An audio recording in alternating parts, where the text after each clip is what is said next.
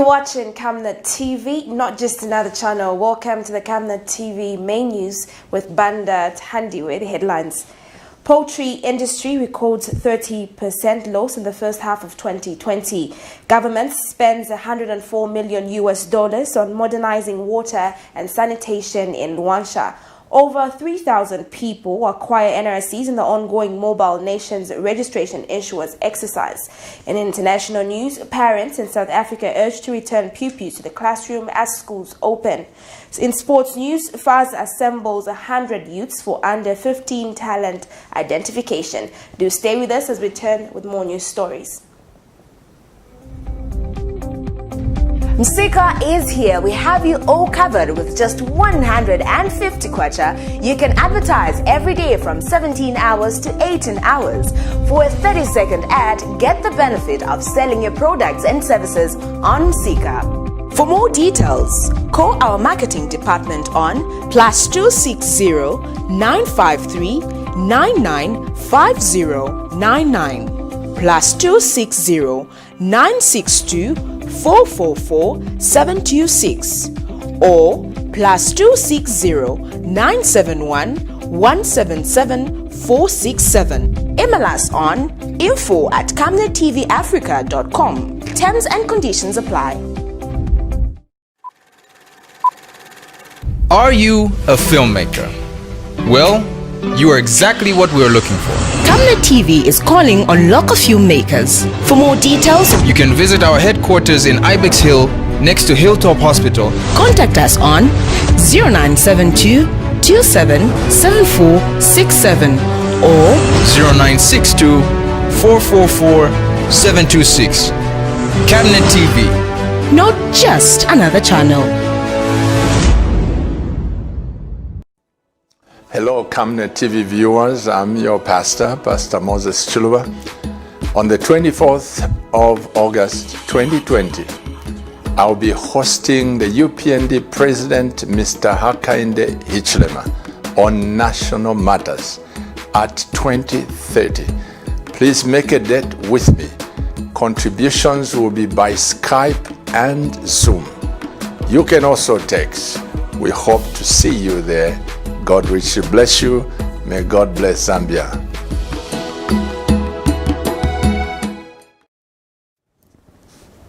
Welcome back. Thank you so much for staying with us. We continue with our news. Luanshya Mayor Nathan Chanda has thanked government and its cooperating partners for modernizing water and sanitation infrastructure in the district at a total amount of $104 million. The modernization includes the installation of the new 6 pumps at Makoma Water Treatment Plant, which he says has improved water supply in Pantamantu, Ron and Boacha townships. Meanwhile, Ron Member of Parliament Joseph Chishala has also praised government for the construction of Kafulafuta Dam, stating that will service Luanshya, Ndola Mpongwe and Masaiti. The duo was speaking when Water and Sanitation Minister Jonas Chanda toured Makoma Water Treatment Plant and storage ponds in Luanshya. More details in this report. In line with government's desire and within the rights of everyone to access clean drinking water and good sanitation, government has embarked on a robust approach to ensure that challenges in the water sector are a thing of the past. Water Development, Sanitation and Environmental Protection Minister Dr. Jonas Chanda has been on a tour since day one of his appointment. The minister, who has only spent about 3 weeks in office, has toured Lusaka, Kawe, Ndola and Luanshya, among other areas, to see how best government can mitigate the supply of services under his ministries. In Luanshya, government has spent $104 million to modernize the water infrastructure. Luanshya Mayor Nathan Chanda is grateful for the gesture. When the Danida project, which was completed some time back with $104 million, was commissioned, we've seen this state-of-the-art water treatment plant where, as we speak, we've got 6 more new pumps which are supplying our townships. There is a 20-inch 7-kilometer pipe which have already been laid. What we are just waiting for is for it to be installed. May I take this opportunity to thank the government for the Camnet project, water project, because that one is going to improve the water system in our areas.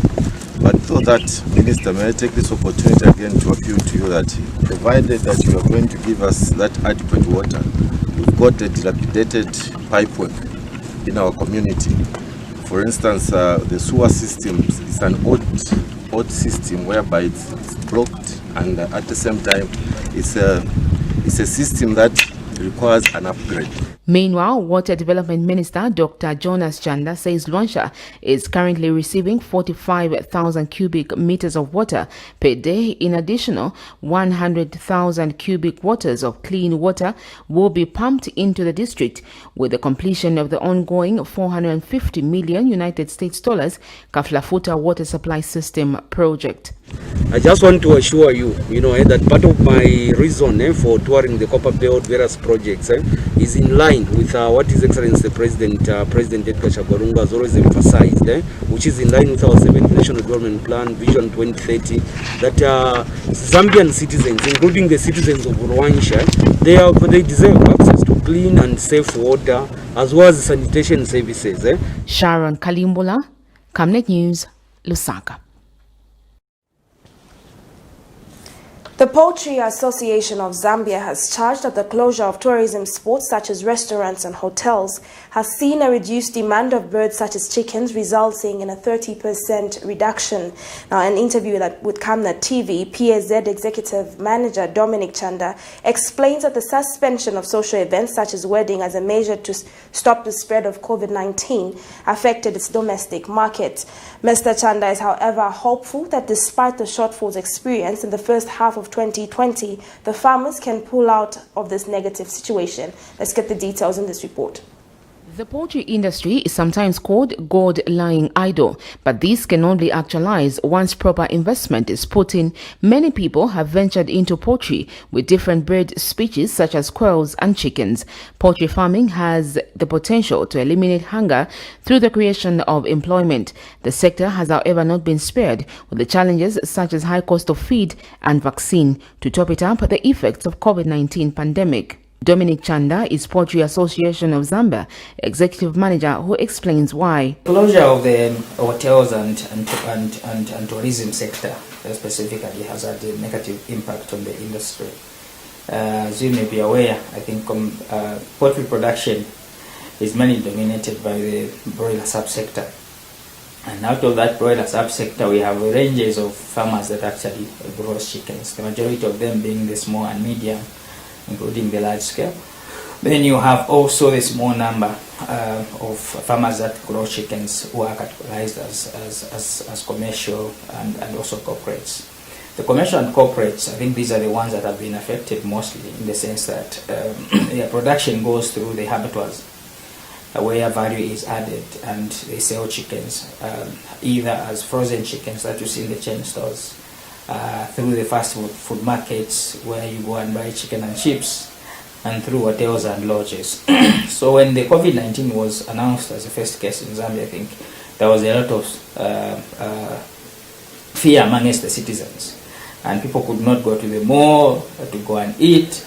People now stopped going to the hotels to have lunches and so forth, and also even tourism sector was also affected. There were no people that are coming in. Apart from that, we also saw gatherings, especially massive gatherings like weddings and social gatherings were also curtailed. And these are the sectors that actually consume a lot of chickens, specifically the frozen and the processed chickens. Mr. Chanda says the challenges in the global supply chain for the procurement of vaccines still remains a challenge. Losing value from about 13.5 to the current 18.99, 18.88, depending on the day and the location. Then secondly, also, apart from the value of the kwacha, and people always question to say what is the relationship between kwacha and the chicken. The kwacha has a direct impact because most of the ingredients that are used in the stock feed production are actually dollar rated. We import most of the ingredients from outside, and every time you do the import, you know that you're using the foreign currency, which is the greenback, to actually use it to import those products. The second aspect is the soya cake, which is used in the industry, grown in Zambia. Soybeans is grown in Zambia, crushed in Zambia, but sold in US dollars. So meaning that we were paying 40% more than we used to pay, for example, last year. Sharon Kalimbola, Camnet News, Lusaka. Zambia's ambassador to Ethiopia, Emmanuel Mwamba, says Africa must implement a strong regulatory framework against illicit, fake and counterfeit medicines that have flooded markets in Africa. Mr. Mwamba says the illicit medicines were costing both lives and huge financial losses to Africa's economy. He added that the prevalence of fake medicines threatened the Sustainable Development Goal (SDG) for good health and well-being. Mr. Mwamba was commenting on the latest report released by the African Union titled Low and Middle Income Countries Worst Affected by Poor Pharmaceutical Governance, Weak Technical Capacity and Poor Supply Chain Management. The report has established that Africa accounts for 42% of substandard, counterfeit and falsified medicines in the world. And Mr. Mwamba said the creation of African Medicines Agency, AMA, as a continental regulatory body for medicines will help mitigate the rise of fake, counterfeit and illicit medicines present on the markets in Africa. This is according to a statement issued to Camnet TV News by First Secretary Press and Tourism at Zambian Embassy in Ethiopia, Inutu Mwanza. Let's get the details. The African Union has just released a report that shows that up to 42% of substandard, counterfeit and falsified medicines in the world is found in Africa.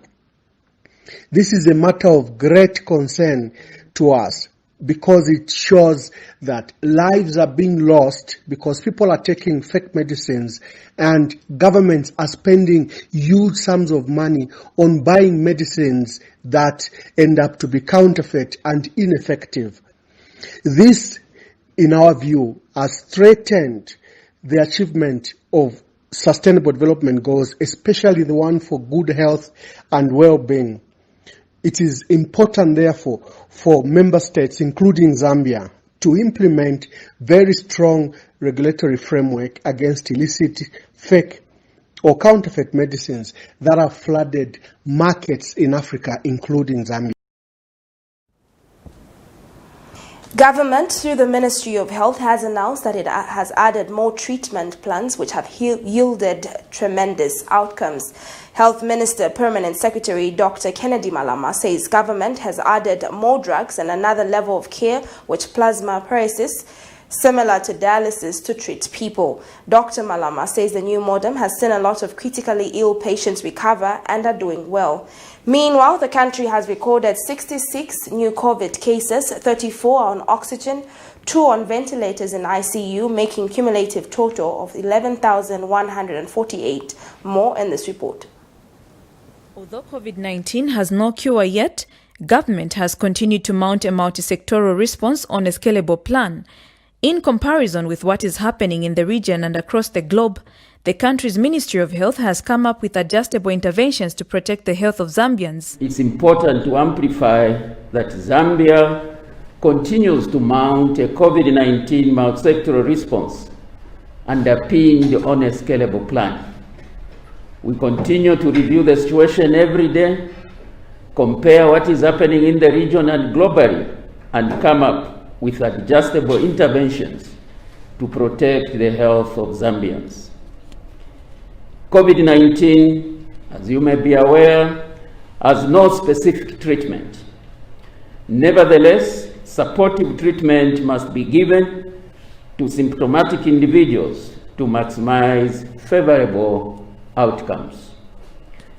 Prior to the outbreak of COVID-19 in Zambia, no health worker had any experience in managing COVID-19 cases. This is a new disease, or novel disease as we may call it. Ministry of Health Permanent Secretary announces new plans to try and combat this novel disease.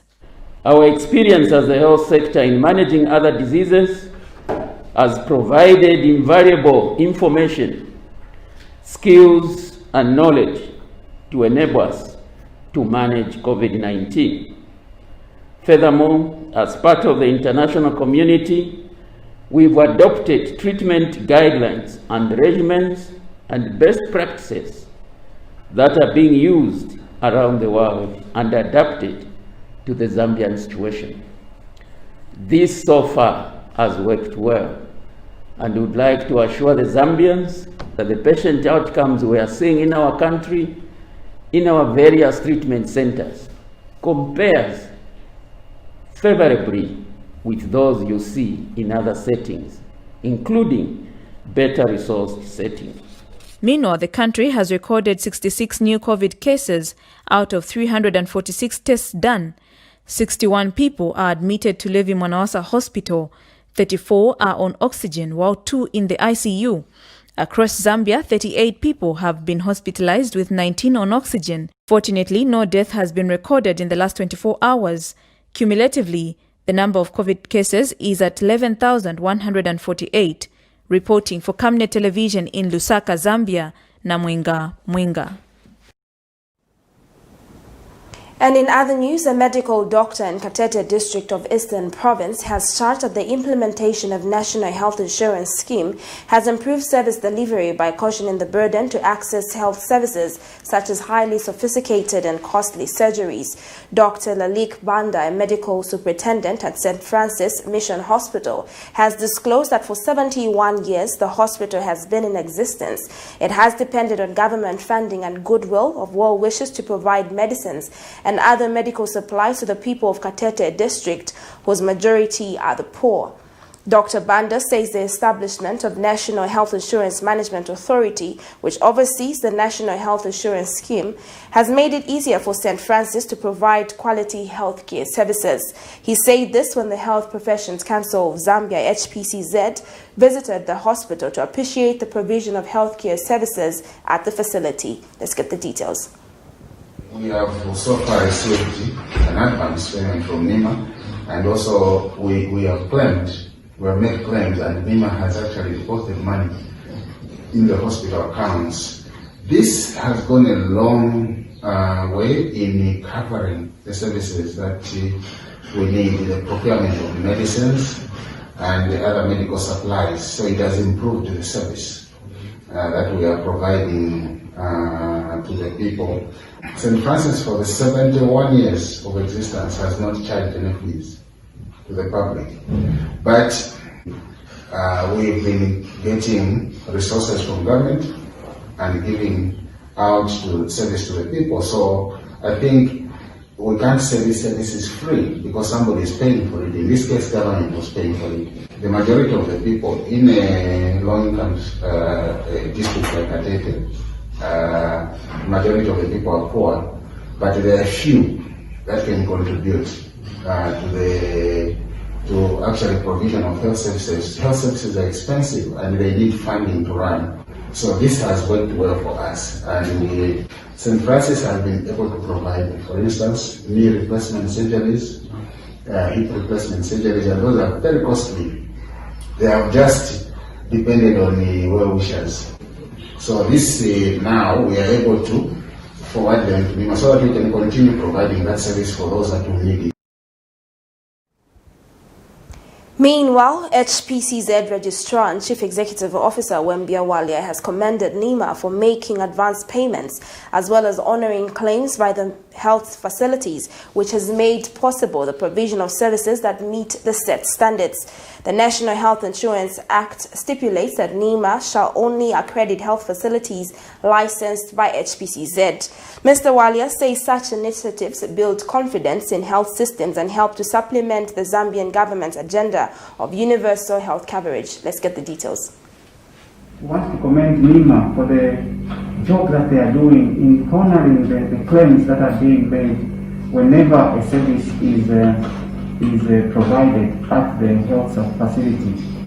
When people hear free services, they should bear it at the back of their mind that the government is paying, and people ultimately are paying for this service because it's the government of this country, it's the people of Zambia who are paying tax and all other obligations to ensure that government runs its programs successfully. So I think our appeal is to put confidence in the structures that have been created. it's intending that every Zambian, regardless of their economic status, are able to access quality healthcare services. And that's our aspiration as Health Professions Council, that in provision of universal health coverage, quality will be a part and parcel of that healthcare provision. Still to come in the news, Northwestern Province chiefs advised to be transparent in land management. You're watching Camnet TV, not just another channel. We do take our second set of commercials and return with more news stories. Do stay with us.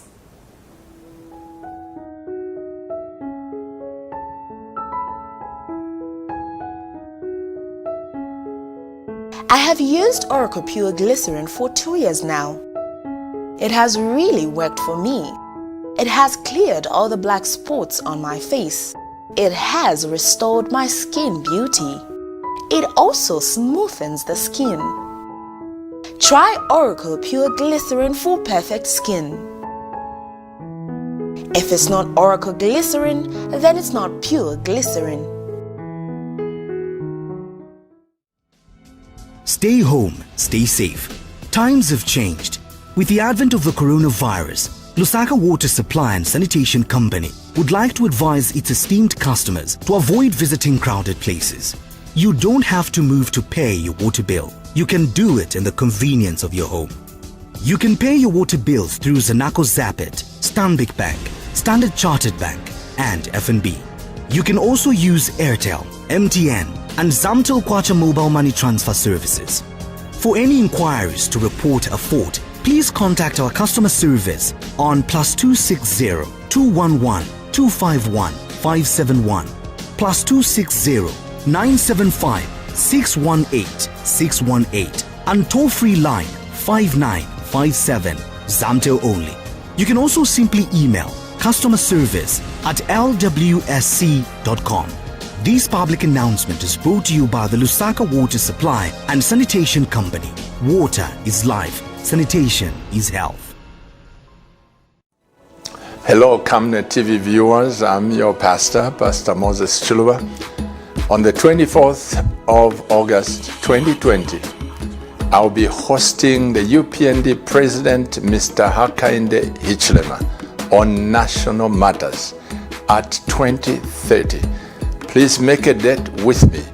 Contributions will be by Skype and Zoom. You can also text.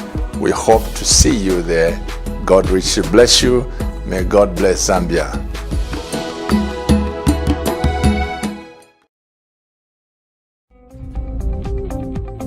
Msika is here. We have you all covered with just 150 kwacha. You can advertise every day from 17 hours to 18 hours. For a 30-second ad, get the benefit of selling your products and services on Msika. For more details, call our marketing department on +260 953 995099, +260 962 444 726, or +260 971 177 467. Email us on info@camnettvafrica.com. Terms and conditions apply. Welcome back. Thank you so much for staying with us. We continue with our news. Government has announced that 331,472 Zambian citizens have so far acquired their NRCs in the ongoing mobile issuance of national registration cards exercise in all 5 provinces under Phase 1. Addressing the media on Monday, Home Affairs Minister Stephen Kampiongo says that out of the 5 provinces under Phase 1, Copperbelt, Luapula and Northern provinces have recorded the highest number of registered persons so far. He says that the Copperbelt has recorded a total of 79,111, while Luapula has registered 74,989, and Northern has registered 78,370 eligible Zambians. Honorable Kampiongo said that Eastern and Northwestern provinces have so far recorded the lowest numbers of eligible citizens registered. More details in this report. Minister of Home Affairs Stephen Kampyongo has reviewed discussions on how the mobile registration of national registration cards, commonly referred to as NRCs, will be carried on inmates are underway. The minister says this is a time the ministry is registering national registration cards, and the ministry will ensure inmates who are supposed to vote in the forthcoming general elections are not left out. To see how that court ruling of allowing the inmates who are in our correctional service facilities exercise their liberty to vote. But you may also wish to know that even as people go into incarceration, those that are citizens, those that are Zambian citizens, sometimes go with their NRCs, and as you can see on their records, you find that there are NRCs there. The Ministry of Home Affairs is currently in phase 1 of the issuance of NRCs in 5 provinces, including Northern Province, Luapula Province, Copperbelt, Northwestern and Eastern Province. Speaking at a press briefing held in Lusaka on the 24th of August 2020, Home Affairs Minister Stephen Kampyongo told the media the ministry has registered 331,472 new registered and replacement of NRCs. So the grand total cumulative for all the 5 provinces now stand at 331,472.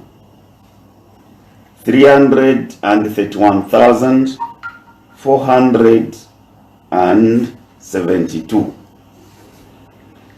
Members of the press, colleagues, as you may know, the exercise is still ongoing.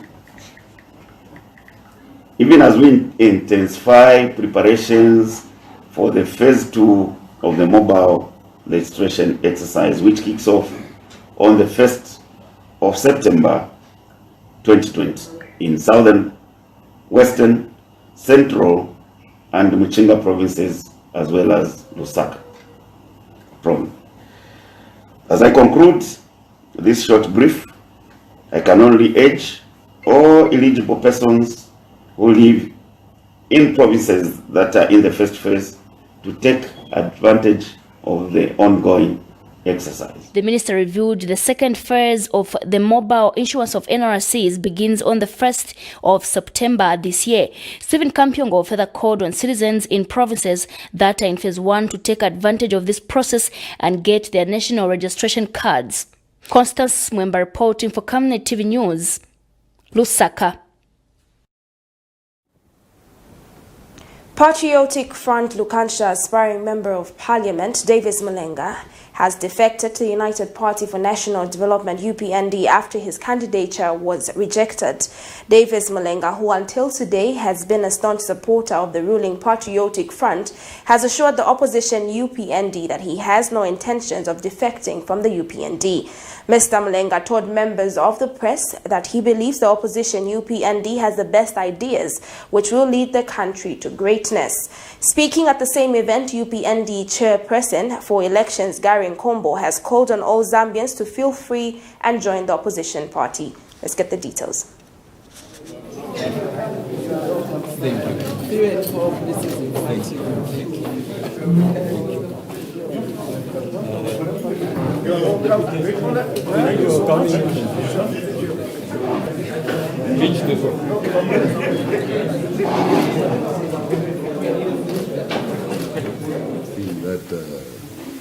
Then I was PF.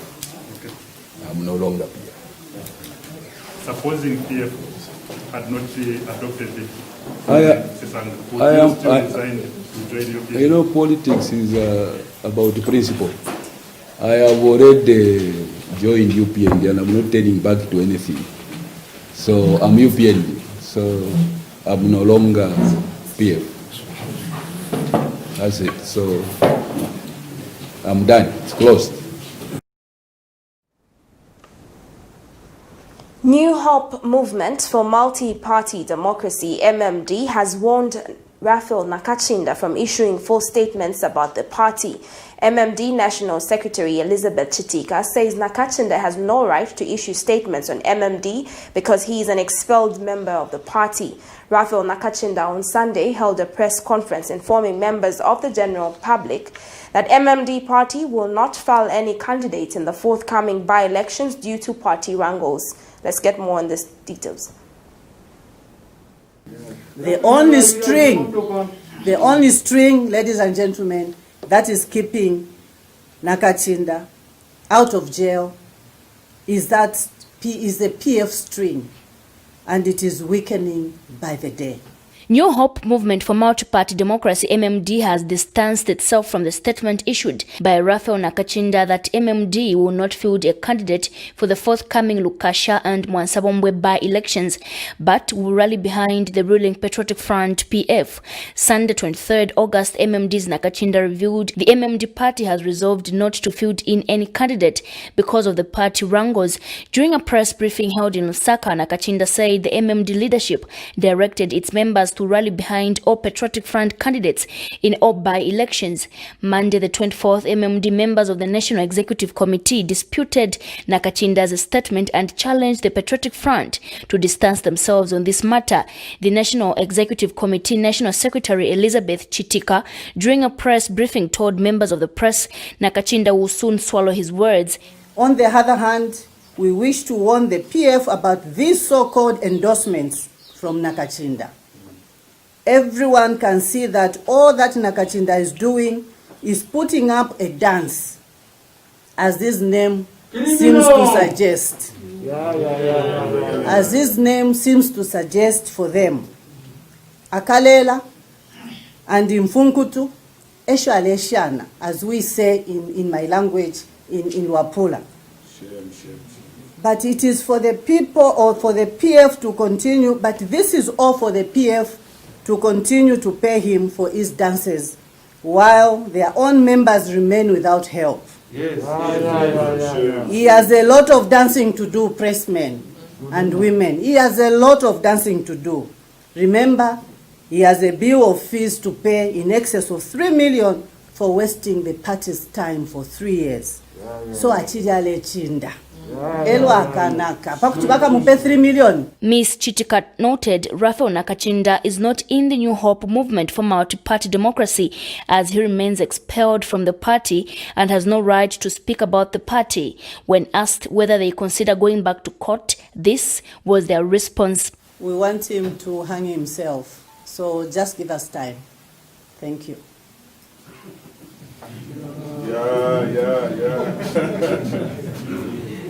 Constance Mwemba reporting for Camnet TV News, Lusaka.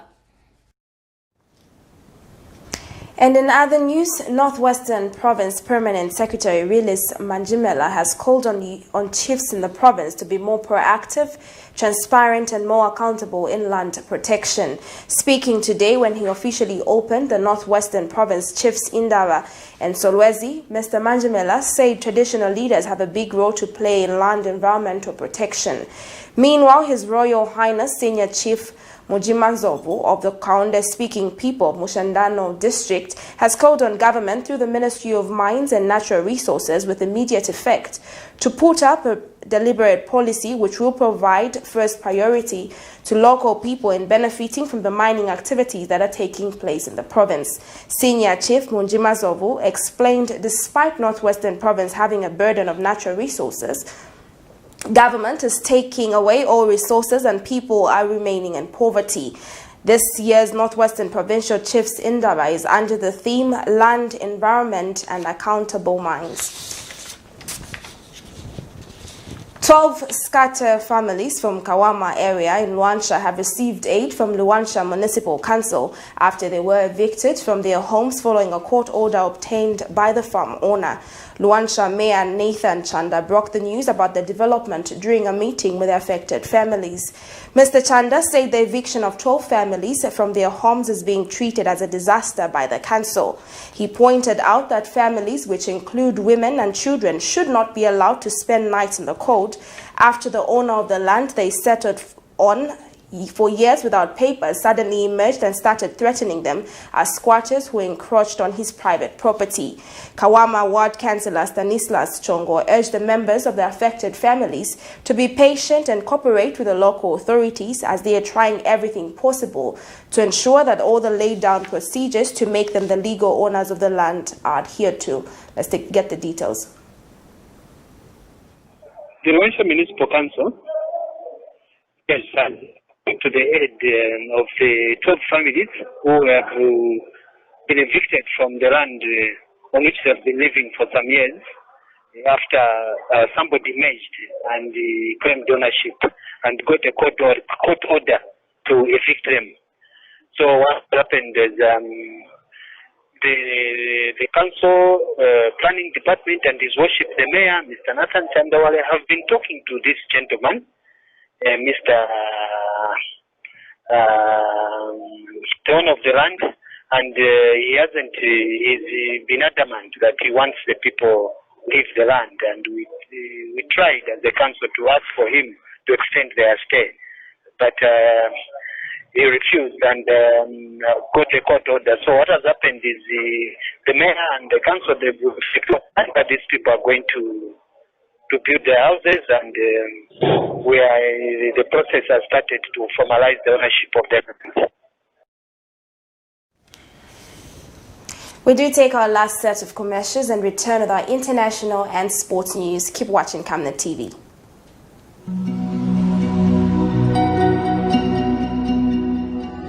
To create a positive difference in people's lives, one must first understand the way people live.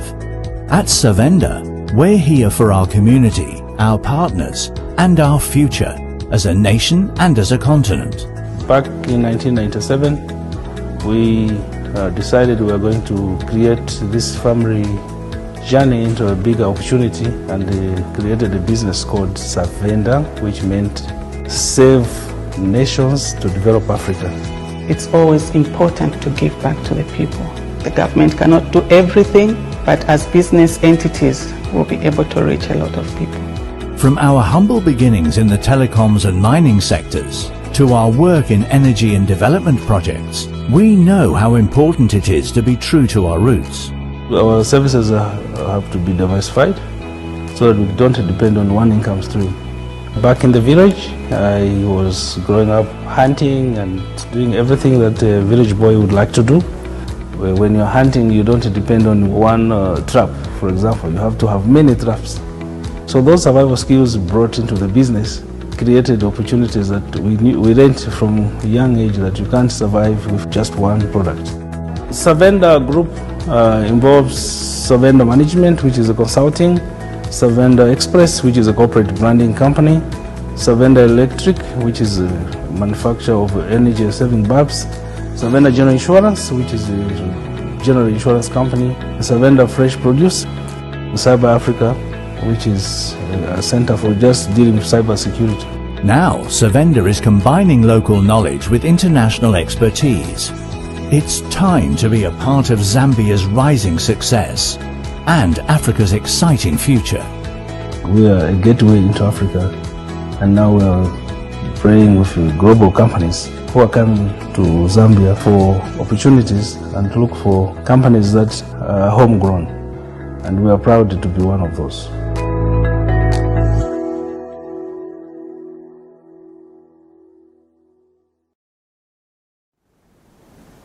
Welcome back. Thank you so much for staying with us. In our international news, the Gauteng Educational Department has urged parents to return pupils to the classroom.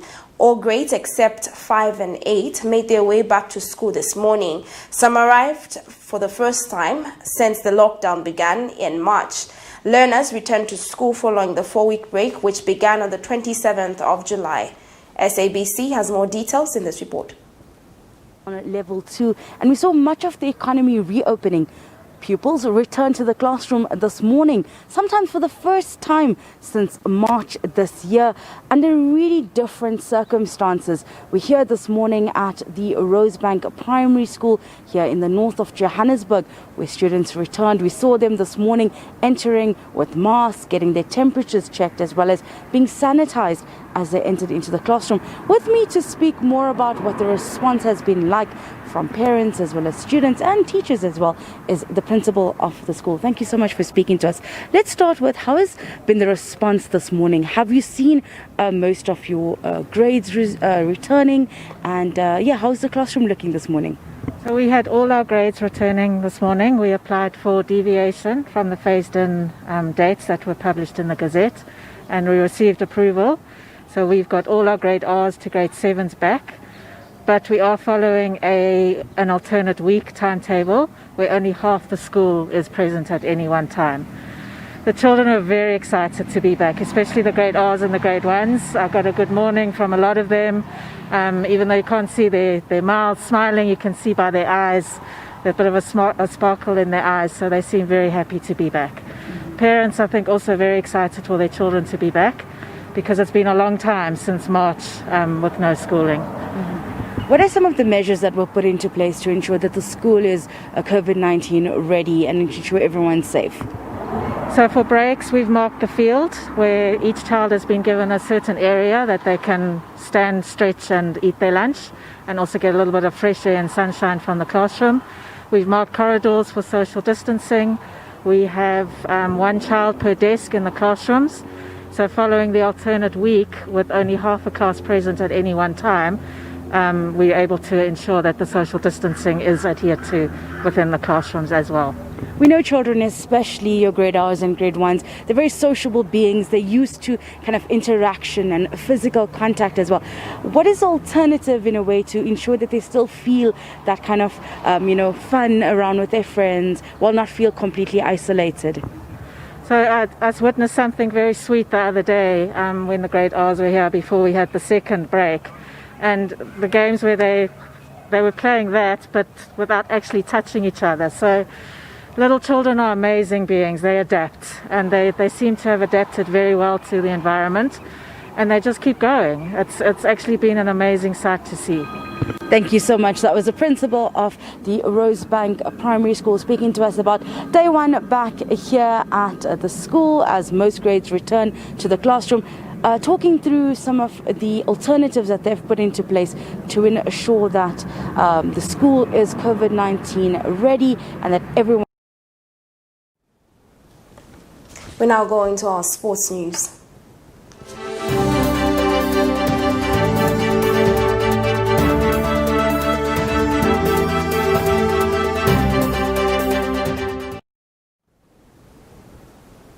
Football Association of Zambia FAS President Andrew Kamanga says constituting the under-50 national team fits into the 10-year strategic plan that has been drawn by FAS, placing talent identification, development and management as priority number one. Last week, FAS began its talent search from Lusaka before spreading to other provinces.